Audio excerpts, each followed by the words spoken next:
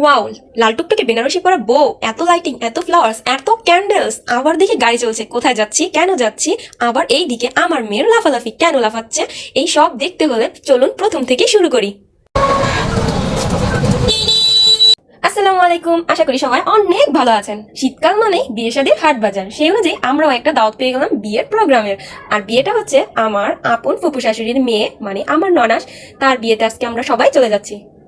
আমার কণ্ঠ শুনে অনেকটাই বুঝতে পারছেন আজকে আমি অনেকটাই হ্যাপি। বিয়ে শাদীর প্রোগ্রামে যেতে কার না ভালো লাগে। আর এর চেয়ে বড় কথা হচ্ছে, বিয়ের প্রোগ্রামের কথা শুনলেই খুশিতে তিনটা লাফ দিয়ে ওঠে আমার একমাত্র ননদ। তো এই তো চলে এলাম সেন্টারে, ঠান্ডা ঠান্ডা শীতের মধ্যে বুড়িগঙ্গা নদী পার হয়ে কেরানীগঞ্জের ওই পাশে একটা সেন্টারে চলে এলাম। আর এখন সেন্টারটা ঘুরে ঘুরে দেখাবো আর বলবো আমার পরিবারের থেকে কে কে এসেছে।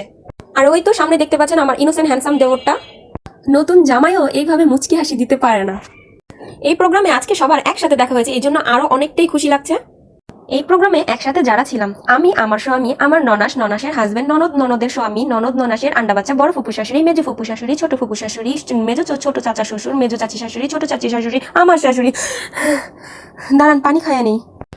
আর একটু হইলে দমটা বুঝি গেছিল। চলেন এখন তাহলে নববধূর সাথে দেখা করে আসি।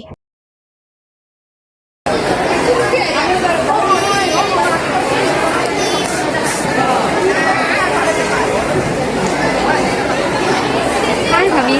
ভাবি ছবি তোলায় অনেক ব্যস্ত। সামনে যে বসে আছে সে সম্পর্কে ভাবি হয়, তারপর যে বসে আছে সে হচ্ছে নববধূ, এরপর যে বসে আছে আসসালামু আলাইকুম সে হচ্ছে আমাদের বড় ফুপি। নববধূর ভাবি নববধূর দুপাট্টা কত ভালোবাসার সাথে ঠিক করে দিচ্ছে। আর এইদিকে বড় ফুপু ছবি তুলতে বেশি একটা পছন্দ করে না, এই জন্য ফুপু উঠে চলে গেল। আর এইদিকে এসে দেখি আমার শাশুড়ি আম্মু তার ভালোবাসার মানুষদের সাথে কথা বলছে, মানে আমার ননদ আর ননাস। আর এই মা মেয়ের হাসি মুখে কথা বলা দেখলে আমার অনেক ভালো লাগে, তখনই আমার মায়ের কথা মনে পড়ে যায়। আর এই তো আমি কোনো এক সময় যে কোনো অনুষ্ঠানে আম্মুর সাথে যেতাম, আর এখন যাই হোক, আমি একটু বেশি ইমোশনাল হয়ে যাচ্ছি। এখন আমি যে পরিবার আছি এটাই হচ্ছে আমার আপন পরিবার। আর বাবা মার সাথে ঘুরতে যাওয়াটাই বড় কথা না, আল্লাহ তাআলা বাবা মাকে সুস্থভাবে বাঁচিয়ে রাখছে, এটাই শুকুর আলহামদুলিল্লাহ।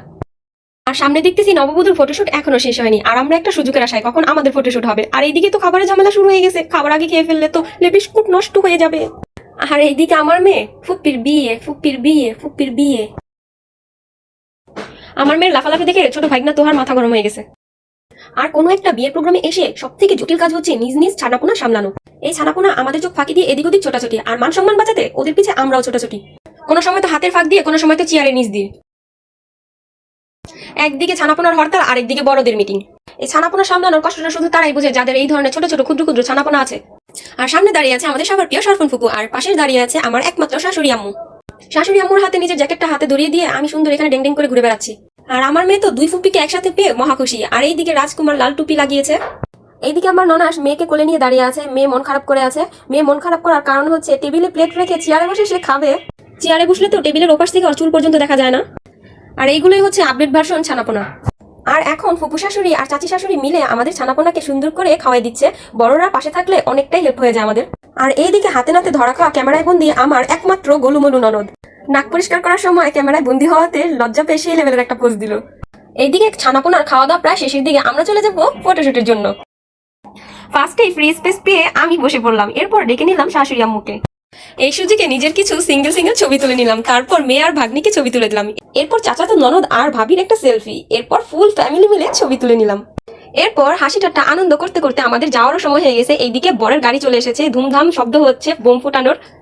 আর এই ঠান্ডা ঠান্ডা শীতের মধ্যে আমরা রওনা হবো বাড়ির দিকে, বুড়িগঙ্গা নদী পার হয়ে চলে যাবো বাসায়। ওই তো নিচে দেখা যাচ্ছে বরের গাড়ি চলে এসেছে, এখনই জামাই রাজা নামবে, কিন্তু আমাদের দেখার সময় নেই, আমরা এখন চলে যাবো। টাটা, আল্লাহ হাফেজ।